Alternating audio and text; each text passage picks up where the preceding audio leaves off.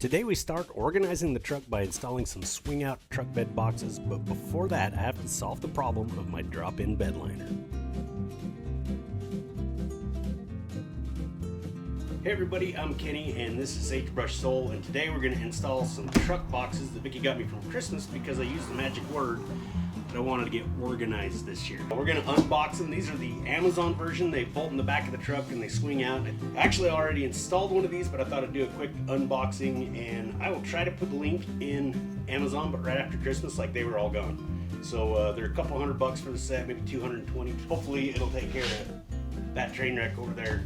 So let's get started opening them up and see what's in the box.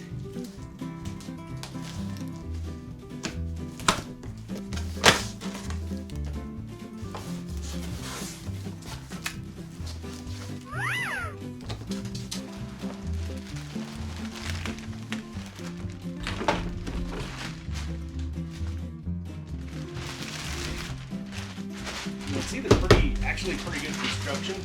The reason I'm doing this video is that the instructions, like, you know, most of the stuff you buy on Amazon, they had instructions online, and it would have been easier to follow if they were in Chinese, so I had to feel my way through it and figure out how.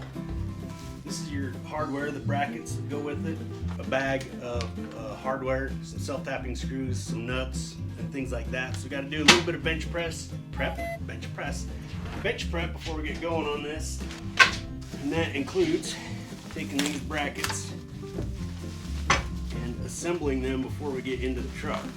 So you got two studs welded onto there. This one slides on there, and then they got some lock nuts. You're going to take two 10mm nuts, and this is the latch that lets you swing the boxes out. What I did on the last one is I just centered it up to start, and then you can adjust it from there if it's too high or too low. So I'm going to go ahead and just tighten it down. To mock up the location of the box, I used a scrap piece of 3/4 inch plywood to set the box on. This will allow enough room for the boxes to swing out easily. Once in place, I mark where to cut the bed liner to clear the brackets.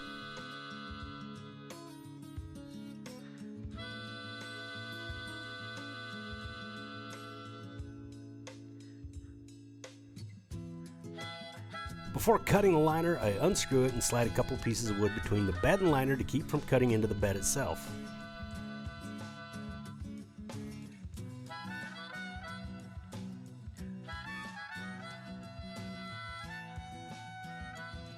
I'm using an oscillating saw to cut the clearance. I never used one of these until Vicky got one from her mom for Christmas a couple years ago, and now I swear I use the thing on every project.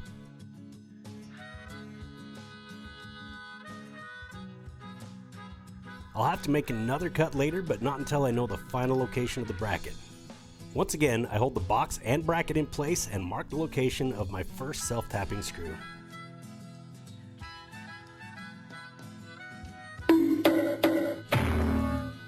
Once the top one is screwed in, then I can go ahead and install the lower one. Then I take the box off the bracket and mark my next cut in the bed liner.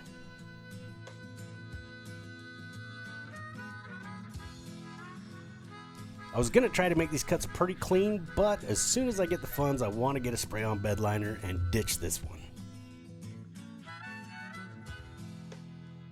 Final installation of the bracket, I put on a dab of thread locker just to be on the safe side. Then I bolt everything down.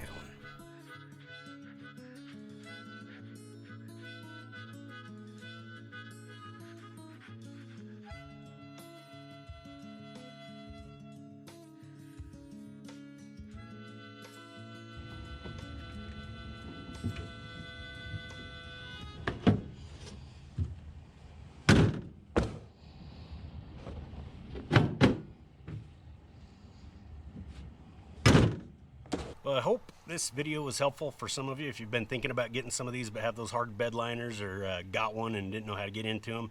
Oscillating saw is a great way to go with that.